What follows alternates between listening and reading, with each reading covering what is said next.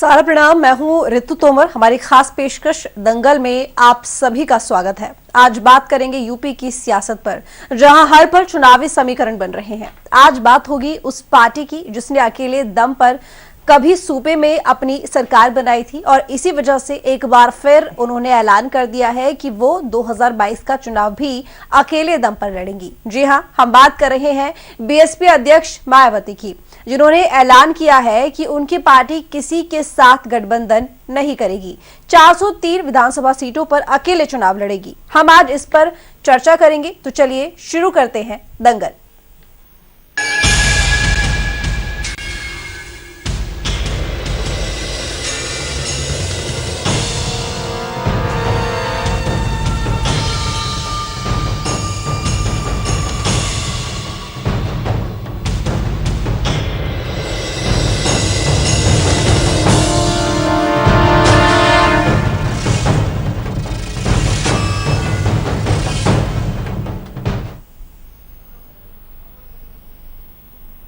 तो बहुजन समाज पार्टी के अध्यक्ष मायावती ने यूपी विधानसभा की सभी 403 सीटों पर अकेले चुनाव लड़ने का ऐलान किया है। मायावती ने कहा है कि वो किसी भी दल के साथ गठबंधन नहीं करेंगी, इसके साथ ही खुद चुनाव की तैयारियों की समीक्षा करेंगी। मायावती ने कहा कि सरकार बनने पर सभी वर्गों का ध्यान रखा जाएगा। बीजेपी पर निशाना साधते हुए उन्होंने कहा कि केंद्र सरकार जातिवार जनगणना की मांग की अनदेखी कर रही है।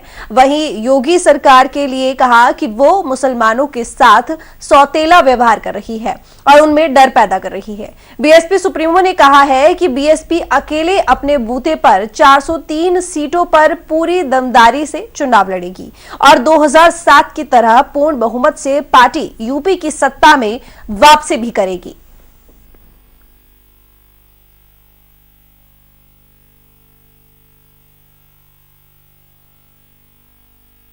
आज फिर इस बात को दोहराना चाहती हूँ कि बहुजन समाज पार्टी अकेले अपने बलबूते पर ही उत्तर प्रदेश की 403 विधानसभा की सीटें हैं, सभी सीटों पर अपनी पूरी और दमदारी के साथ चुनाव लड़ेगी और हमें पूरा भरोसा है कि हमारी पार्टी सन 2007 की तरह फिर से पूर्ण बहुमत के आधार पर सत्ता में आएगी।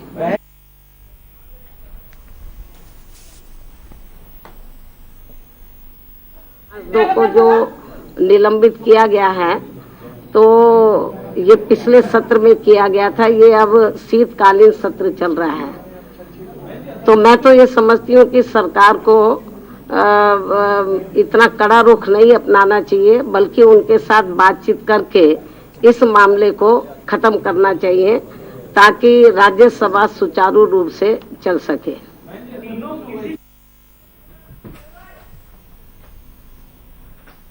तो बहुजन समाज पार्टी के अध्यक्ष मायावती ने कहा कि 403 सीटों पर अकेले पार्टी चुनाव लड़ेगी। मायावती ने कहा है कि वो किसी भी दल के साथ गठबंधन नहीं करेगी, इसके साथ ही खुद चुनाव की तैयारियों की समीक्षा भी करेंगी। मायावती ने कहा कि सरकार बनने पर सभी वर्गों का ध्यान रखा जाएगा। बीजेपी पर निशाना साधते हुए उन्होंने कहा कि केंद्र सरकार जातिवार जनगणना की मांग की अनदेखी कर रही है। वहीं योगी सरकार के लिए कहा कि वो मुसलमानों के साथ सौतेला व्यवहार कर रही है और उनमें डर पैदा कर रही है। बीएसपी सुप्रीमो ने कहा है कि बीएसपी अकेले अपने बूते पर 403 सीटों पर पूरी दमदार से चुनाव लड़ेगी और 2007 की तरह पूर्ण बहुमत से पार्टी यूपी की सत्ता में वापसी भी करेगी। तो 2022 में यूपी में विधानसभा चुनाव है। अगर बीजेपी की बात करें तो बीजेपी के साथ कई छोटी छोटी पार्टियों ने विलय किया है या उसके साथ चुनाव लड़ रही है। वहीं सपा के साथ भी कई पार्टियां जुड़ी हुई हैं, छोटे छोटे दल, लेकिन बसपा ने अकेले सभी सीटों पर चुनाव लड़ने का ऐलान किया है। तो चर्चा की शुरुआत करेंगे और चर्चा में इस वक्त हमारे साथ जुड़ रहे हैं लखनऊ से संवाददाता अलमरा खान और उसके साथ ही हमारे साथ होंगे दलित चिंतक प्रोफेसर डॉक्टर रविकांत। आप दोनों का स्वागत है सारा समय पर।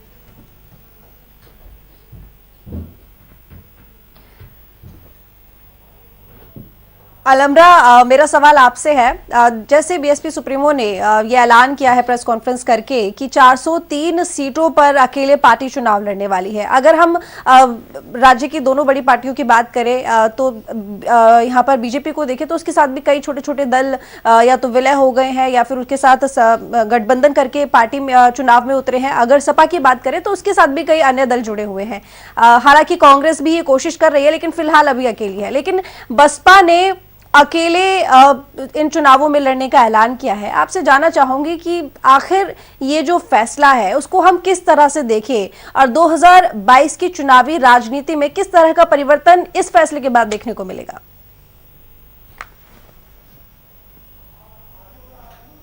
बिल्कुल, देखिए सबसे पहले मैं आपको ये बता दूं कि अब बसपा का जो ग्राफ है वो 2017 के चुनाव में गिरा था, यानी कि बसपा जो है 19 सीटें लेकर के आई थी। उसके बाद अब अगर हम बसपा की बात करें तो इस वक्त मायावती अकेले खड़ी नजर आ रही हैं। जिस तरीके से सोशल इंजीनियरिंग का फैक्टर 2007 में उन्होंने खेला था और उसके बाद वो अच्छी खासी सीट्स लेकर यानी कि 206 सीट लेकर उन्होंने सरकार बनाई थी। ऐसे में अब इस चुनाव में देखना ये होगा कि कौन सा दांव मायावती खेलती हैं, क्योंकि 19 विधायकों के साथ बसपा ने 2017 का चुनाव में 19 विधायक उनके आए थे। उसमें से अब अगर हम आपको बताएं तो सिर्फ 4 विधायक उनके बचे हैं उनके पास, यानी कि बाकी सारे विधायक उनको छोड़ करके जा चुके हैं। अभी हाल ही में शाह आलम जो कि बसपा के विधायक मंडल दल के नेता हैं, उन्होंने छोड़ा, वंदना सिंह ने पार्टी छोड़ी। तो ऐसे में यह भी एक चिंता का विषय है कि जितने भी पुराने लोग थे जो जीते जिताए, जिनका अपना वर्चस्व था अपने क्षेत्रों में, वो अगर बसपा को छोड़कर जाते हैं तो ऐसे में मायावती अब कौन सा दांव खेलेंगी। हाल ही में मायावती ने मुख्तार अंसारी को पार्टी से बाहर निकालकर ये संकेत भी दिए हैं कि किसी भी गलत छवि के इंसान को टिकट बसपा नहीं देगी। लेकिन सोशल इंजीनियरिंग का फैक्टर फिर से एक बार बसपा दोहराने की कोशिश कर रही है। हाल ही में ब्राह्मण सम्मेलन जगह जगह बसपा ने किया था।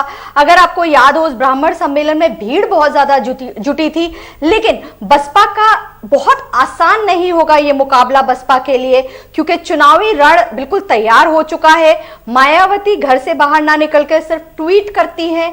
पार्टी के जो कार्यकर्ता हैं, पार्टी के जो बड़े नेता हैं, उनको कहीं ना कहीं इस बात से थोड़ी परेशानी है कि ये चुनाव किस तरीके से मायावती को आगे लेकर के जाएगा, क्योंकि अगर मायावती इस बार कोई दमखम नहीं दिखा पाई तो आने वाला वक्त उनके लिए काफी मुश्किलात वाला होगा। और हाल ही में जिस तरीके से अभी मैं प्रोफेसर साहब से बात करी थी, उन्होंने कहा कि दलितों में अभी कहीं ना कहीं थोड़ी नाराजगी देखने को मिल रही है। कहीं ना कहीं दलितों को भी ये लग रहा है कि हमारा नेता बाहर क्यों नहीं निकल के आ रहा है, क्योंकि अखिलेश यादव ने अपनी जिसको बोलते हैं रथ यात्रा शुरू कर दी है। प्रधानमंत्री नरेंद्र मोदी हो या अमित शाह हो, वो उत्तर प्रदेश में अपना गढ़ बना चुके हैं। अभी हाल ही में वो उत्तर प्रदेश में 2 बार आ चुके हैं। तो ऐसे में ये संकेत बीजेपी भी दे रही है, सपा भी दे रही है, और कांग्रेस में प्रियंका गांधी चुनावी मैदान में उतर आई है। तो अब देखना यह होगा कि मायावती क्या दमखम दिखाती है, कौन सा फैक्टर, क्या सोशल इंजीनियरिंग फैक्टर ब्राह्मण प्लस दलित का जो कॉम्बिनेशन है उसको आगे लेकर के कोई नई रणनीति तय करेंगे, तो ये वक्त बताएगा। बिल्कुल ठीक कहा आपने, ये तो वक्त की बात है और 2022 के परिणाम ही बताएंगे कि आखिर यहाँ पर बीएसपी कितनी सफल होती है। आपके पास आना चाहूंगी रविकांत जी, क्योंकि ये एक बहुत बड़ा फैसला है। लगभग पिछले 9 साल से बीएसपी का किसी भी चुनाव में परिणाम ठीक नहीं रहा है और राजनीतिक अगर छवि की बात करें, भूमि की बात करें, तो वो ऑलमोस्ट लुप्त होने की कगार पर आ गई है। ऐसे में 403 सीटों पर चुनाव लड़ने की बात करना, वो भी अकेले अपने दम पर, कितना सही है ये फैसला बीएसपी के लिए?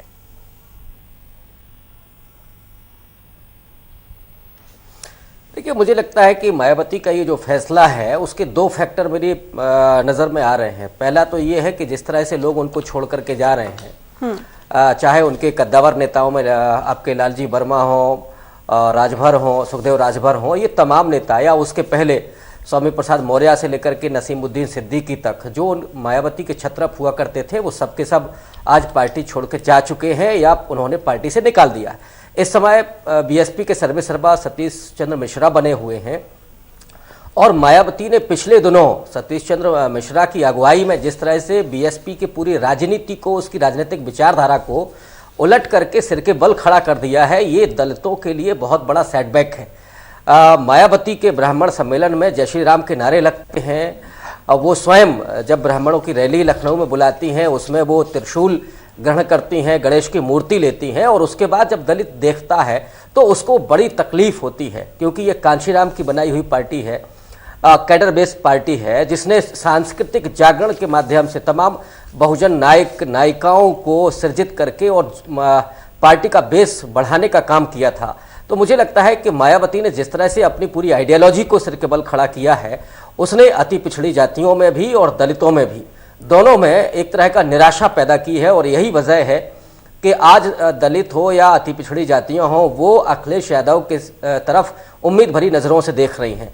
और उसका फायदा ये भी है कि अखिलेश यादव के साथ जिस तरह से गठबंधन तोड़ा था मायावती ने, और अखिलेश यादव ने कोई भी प्रतिक्रिया नहीं दी, कुछ भी कटु उन्होंने भाषा का इस्तेमाल नहीं किया, इस वजह से लोगों की सिंपैथी अखिलेश यादव के साथ हुई।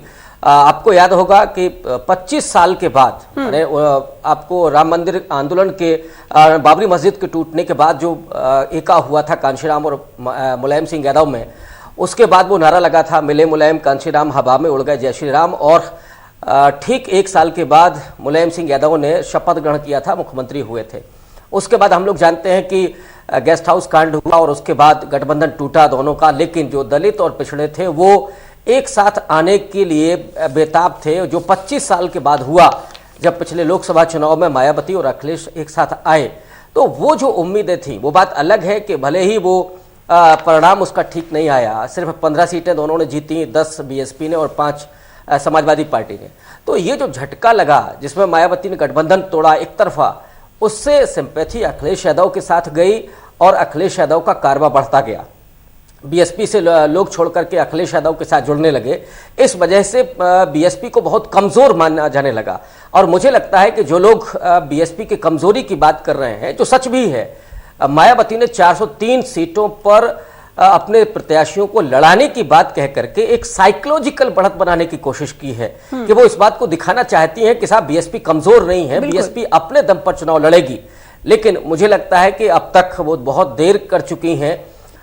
उनके ब्राह्मण सम्मेलनों में ब्राह्मण नहीं आ रहे हैं, दलित तो उनके साथ एक तरह से छिटक रहे हैं। हाँ, ये जरूर है कि जो उनका अपना सजातीय वोटर है, जो 21% में से करीब 11% है, वो जाटव बरादरी का वोटर आज भी मायावती के साथ जुड़ा हुआ है और वो कुछ ऐसा परिवर्तन देखना चाहता है, क्योंकि बीजेपी की बी टीम की तरह मायावती की इन दिनों, माने पिछले अगर हम लोग 2-3 साल में देखें तो उनकी छवि बनी है। क्योंकि जब भी चाहे उत्तर प्रदेश में घटना हो या भारत में कहीं भी घटना हो, वो सरकार को उस तरह से नहीं घेरती हैं। उत्तर प्रदेश में तो हालात ये हैं कि वो समाजवादी पार्टी और कांग्रेस पार्टी पर हमला करती हैं बजाय योगी सरकार को घेरने के। इधर उन्होंने शुरू किया है। तो मुझे लगता है कि इस तरह से बीएसपी की छवि बनी बीजेपी की बी टीम की। बिल्कुल बिल्कुल रविकांत जी, आपने बात बिल्कुल ठीक कही। मुझे लगता है कि उससे बहुत चीजें नहीं बदलने वाली हैं। लोग अब उनसे निराश होने लगे हैं। जी बिल्कुल बिल्कुल अलमरा, जिस तरीके से अभी रविकांत जी ने कहा कि यहाँ पर देखा जाता है बीजेपी की बी टीम के रूप में बीएसपी काम करती है, क्योंकि हमने देखा पिछले कुछ सालों में कि वो खुलकर विरोध में नहीं आई है, केंद्र से लेकर राज्य सरकार तक, और इसकी वजह से विपक्ष ने भी कई बार बीएसपी को घेरा है और तमाम तरह के आरोप लगाए हैं। एक तो खुलकर सामने ना आना, जनता के बीच में ना जाना, और जो उनका कोर वोटर है कहीं ना कहीं उनके बीच में भी ये संदेश गया है कि उनका नेता उनके साथ है भी या नहीं भी, जिसकी नाराजगी का शायद नुकसान भी बीएसपी को झेलना पड़ सकता है या देखना पड़ सकता है।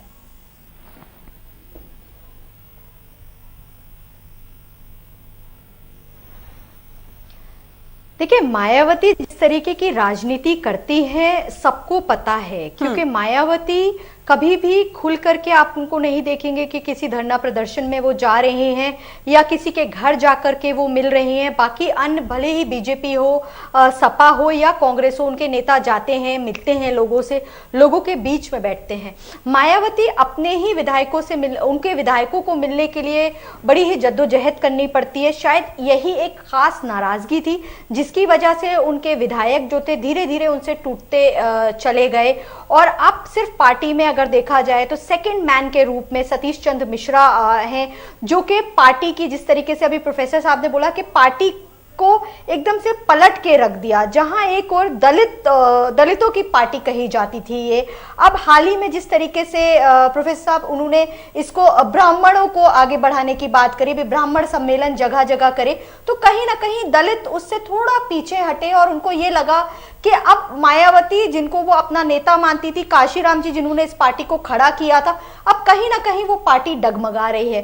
तो ऐसे में सबसे बड़ी चीज ये होगी कि क्या दलित फिर से वही कॉन्फिडेंट के साथ मायावती के साथ जुड़ पाएंगे, क्योंकि अब जिस तरीके से इस बार बीएसपी जो सोशल इंजीनियरिंग का फैक्टर प्ले करने जा रही है चुनाव में, वो उसका कॉम्बिनेशन अगर हम देखें तो ब्राह्मण प्लस दलित प्लस मुस्लिम्स का लग रहा है।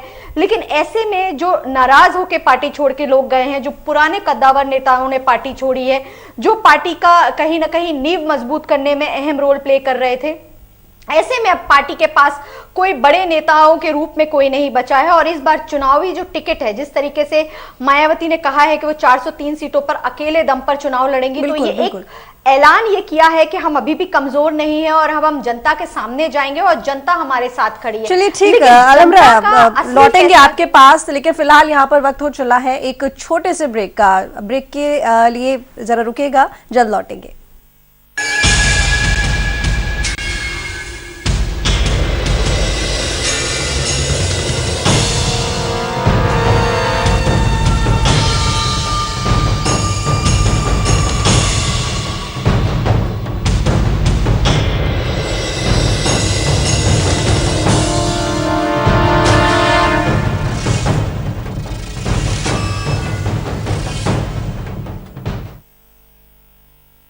चलो यहाँ पर तरीके से करेंगे। पूजा, मैं मार्केट से आता हूँ। मिस्टर, कार की चाबी? नहीं, मैं पैदल ही जाऊंगा।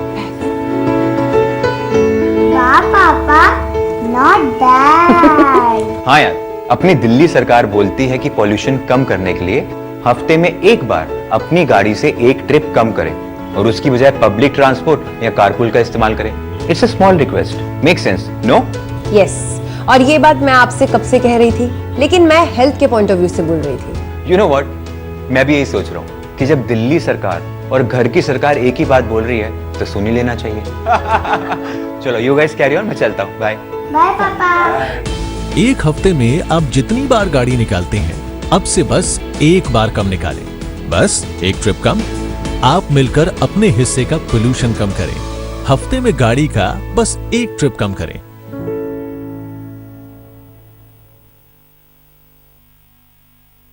दिल्ली सरकार के स्कूलों के 3 लाख बच्चे, उनके 51,000 बिजनेस आइडियाज और सरकार की ओर से 60 करोड़ रुपए का सीड कैपिटल। ये है दुनिया का सबसे बड़ा startup program business blasters. Business blasters program के हर एपिसोड में हम मिलेंगे ऐसी ही 3 टीमों से जो इन्वेस्टर्स के सामने अपने बिजनेस आइडिया को करेंगी पिच, ताकि उन्हें अपने बिजनेस के लिए मिल सके इन्वेस्टमेंट। अब कल के बड़े बड़े बिजनेसमैन एंड विमेन निकलेंगे दिल्ली सरकार के स्कूलों से। बिजनेस ब्लास्टर्स 28 नवंबर से हर रविवार शाम 7 बजे प्रमुख टीवी चैनल्स पर।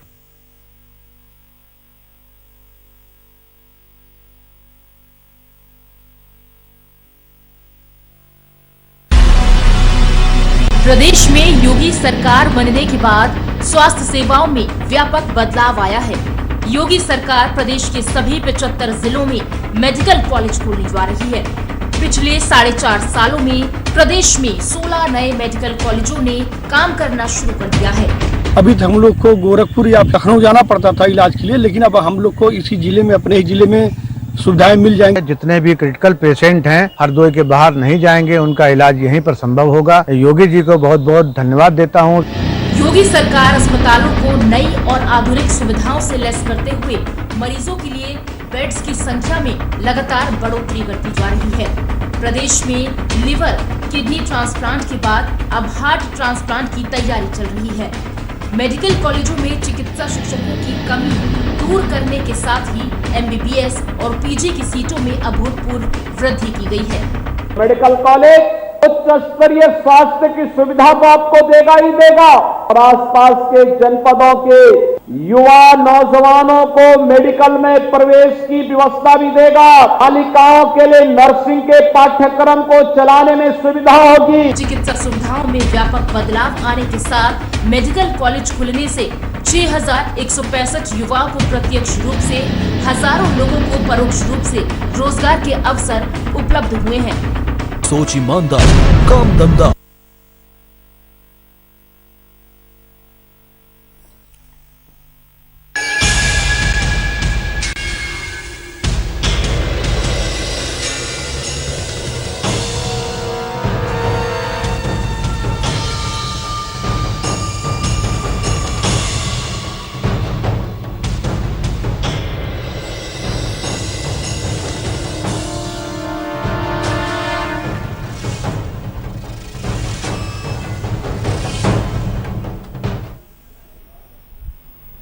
ब्रेक के बाद एक बार फिर स्वागत है। रुक करेगी सीधा चर्चा की तरफ। हमारे साथ जुड़े हुए हैं हमारे दोनों ही गेस्ट। तो सीधा यहाँ पर पहुंचेंगे रविकांत जी के पास। रविकांत जी, जिस तरीके से 403 सीटों पर ऐलान किया है बीएसपी ने चुनाव लड़ने का, अगर राजनीतिक की बात करें तो ये कहा जा रहा है कि अगर बीएसपी छोटे दलों के साथ मिलकर चुनाव लड़ती तो एक तो उसका वोट प्रतिशत बढ़ता और दूसरा सीटों में इजाफा भी होता।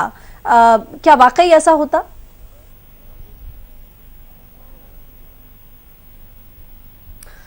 देखिए, मुझे लगता है कि बीएसपी कुछ गलतियां कर चुकी है। एक पहली बात तो ये है कि जो उनके स्थानीय छत्रप होते थे वो पार्टी से बाहर जा चुके हैं, जिन्होंने कांशीराम के साथ मिलकर के इस पार्टी को खड़ा किया था, पार्टी को मजबूत किया था, लेकिन वो विभिन्न कारणों से बाहर चले गए।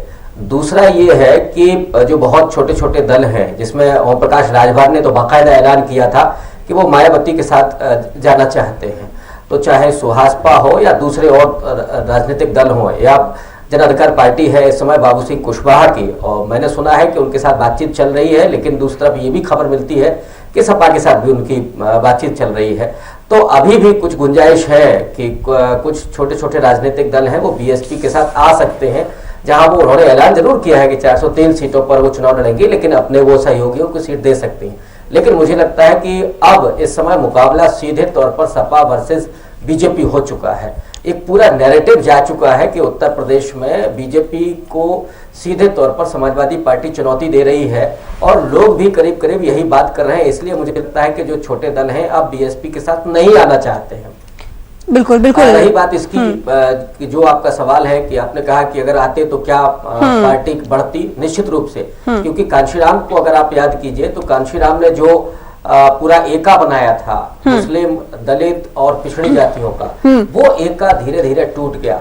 पिछले दिनों जो अयोध्या में रैली की थी सतीश चंद्र मिश्रा ने, जिसमें वो ब्राह्मण सम्मेलन में उन्होंने जो बात की थी, उन्होंने कहा कि साहब दलित और ब्राह्मण अगर एक साथ आ जाए तो हम लोग चुनाव जीत लेंगे और सरकार बना लेंगे। मुझे लगता है ये टेक्निकली ही बहुत बड़ी गलती थी। 21% दलित है उत्तर प्रदेश में और बमुश्किल से 7 से 8% ब्राह्मण, अगर बहुत होगा तो, और अगर दोनों को हम जोड़ लें तो 28-29% वोट होता है। अव्वल तो दलितों में केवल 50% जो है जाटाव है वो मायावती के साथ इंटैक्ट है। इसके अलावा आपका कोरी, पासी, धोबी, वाल्मीकि, सोनकर, ये जो जातियां हैं ये अधिकांशतः बीजेपी के साथ जुड़ी हुई हैं। तो मुझे नहीं लगता है कि ये जातियां फिर से बीएसपी के साथ आ सकती हैं, क्योंकि मायावती ने कोई ऐसा काम नहीं किया इस बीच में।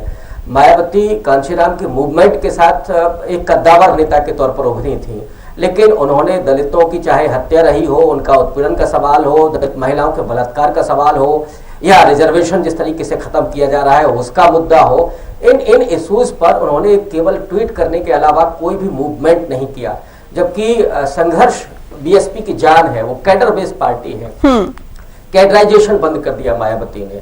तो जहां आपका कार्यकर्ता ही अगर आप ट्रेंड नहीं होता है और उसे आप टास्क नहीं देते हैं, उसे लड़ने के लिए, कोई संघर्ष करने के लिए कोई आपको दिशा निर्देश नहीं देते हैं, तो धीरे धीरे कार्यकर्ता हताश हो जाता है और फिर एक दूसरा वो विकल्प तलाशने लगता है। मुझे लगता है कि इन दिनों यही हुआ है कि जिस तरह से अखिलेश यादव ने बहुत साइलेंटली तमाम छोटे छोटे दलों को अपने साथ जोड़ा और बीजेपी के मुकाबले खड़ा किया, उसकी वजह से ये हुआ कि जो कैडर था बीएसपी का वो भी धीरे धीरे शिफ्ट कर गया समाजवादी पार्टी की तरफ। क्योंकि अखिलेश यादव ने बाबा साहब वाहिनी बनाई, उन्होंने अपने कार्यालय में लोहिया के बराबर में बाबा साहब का चित्र लगाया, इस वजह से एक मैसेज गया या उन्होंने उस तरह के इश्यूज भी उठाए, सामाजिक न्याय की बात की, उन्होंने जाति जनगणना की बात की। तो ये जो दलित और पिछड़ों से जुड़े हुए जो सवाल थे वो अखिलेश यादव ने उठाए इस बीच में।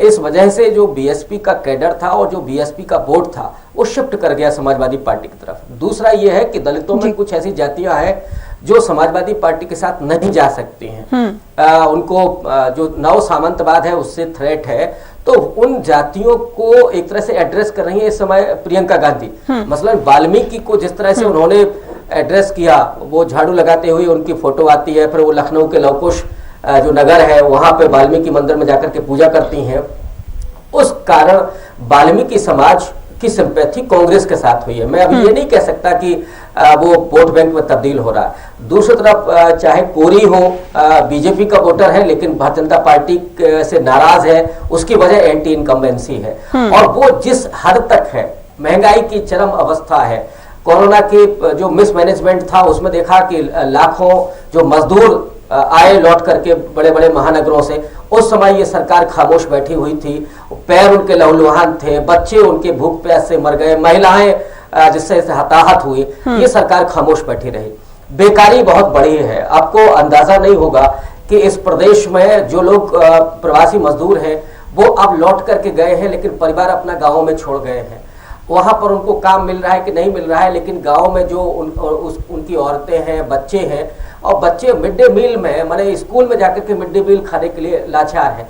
ये स्थितियां हो गई और स्वयं सरकार ढिंडोरा पीटती है कि साहब हमने 16 करोड़ लोगों को 5 किलो अनाज दिया। ये दिखाता है कि गरीबी किस कदर हो गई है।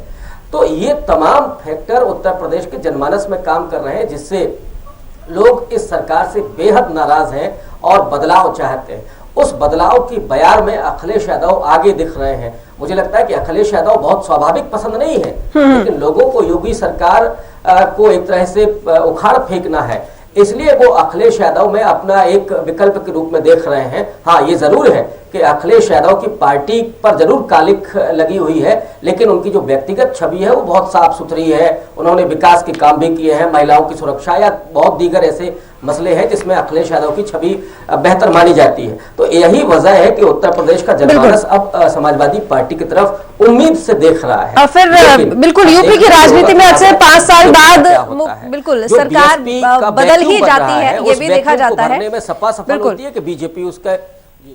बिल्कुल बिल्कुल। अलहमरा, आपके पास आना चाहूंगी। देखिए, जाहिर है कि चुनाव अकेले लड़ने का ऐलान बीएसपी ने किया, लेकिन देखिए बीएसपी के लिए अगर हम कहें तो उसका कोर वोटर जो माना जाता है वो जब काफी हद तक जो छोटे जातियां हैं उनकी तरफ उसका झुकाव ज्यादा देखा जाता है, उन्हीं का साथ उसको मिलता है। लेकिन ऐसे में जो छोटे छोटी पार्टियां हैं, छोटे छोटे दल हैं, उनके लिए कहीं ना कहीं एक बहुत बड़ी चुनौती है, क्योंकि इन छोटे दलों के साथ उन्हीं लोगों का वोट होता है। ऐसे में इसका सीधा सीधा नुकसान अगर होगा तो शायद बीजेपी और सपा को होगा, क्योंकि दोनों ही पार्टियों ने छोटे छोटे दलों से गठबंधन किया है।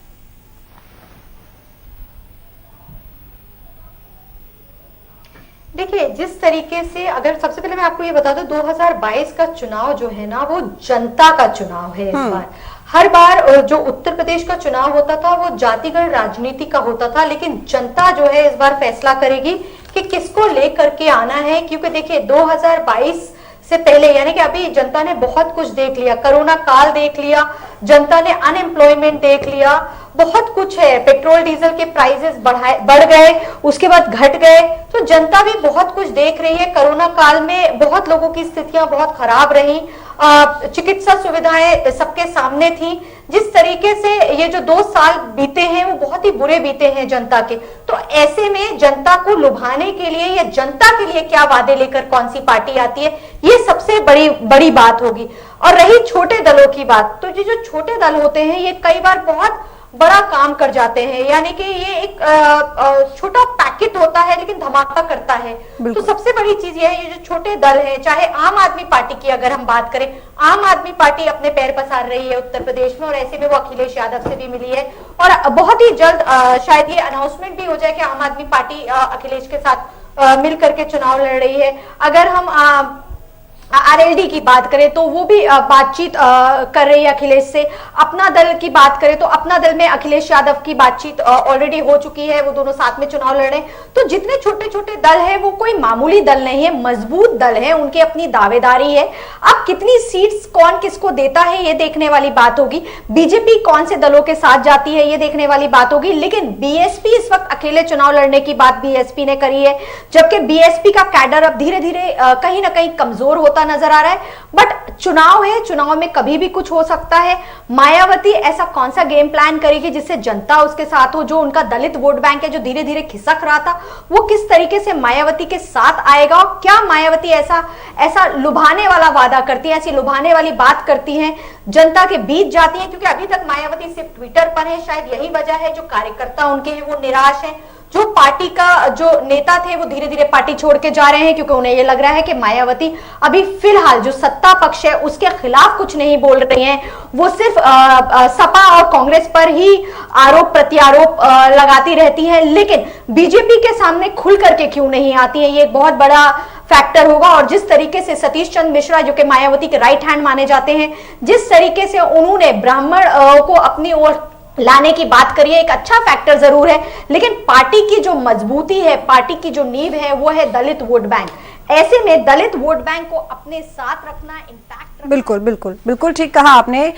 रविकांत जी, मैं आपसे यहाँ पर एक छोटा सा कमेंट चाहूंगी, क्योंकि देखिए लगभग 4 बार सत्ता में ये पार्टी रही है और 9 साल से हम देख रहे हैं कि इस पार्टी का जो राजनीतिक आधार है, जो राजनीतिक भूमि है, वो ऑलमोस्ट विलुप्ति की कगार पर आ गई है। ऐसे में हालांकि पार्टी के इस ऐलान के बाद ये दिखाने की बीएसपी ने कोशिश की है कि वो बहुत स्ट्रांग है और स्ट्रांगली इस चुनाव में खड़ी हो रही है, लेकिन दलितों का साथ पाकर आगे बढ़ने वाली पार्टी, जिसके साथ पिछले कुछ चुनावों में दलित भी नहीं रहे, कहीं ना कहीं हाथी की दांत दिखाने वाली बात इस पार्टी के लिए हो गई है।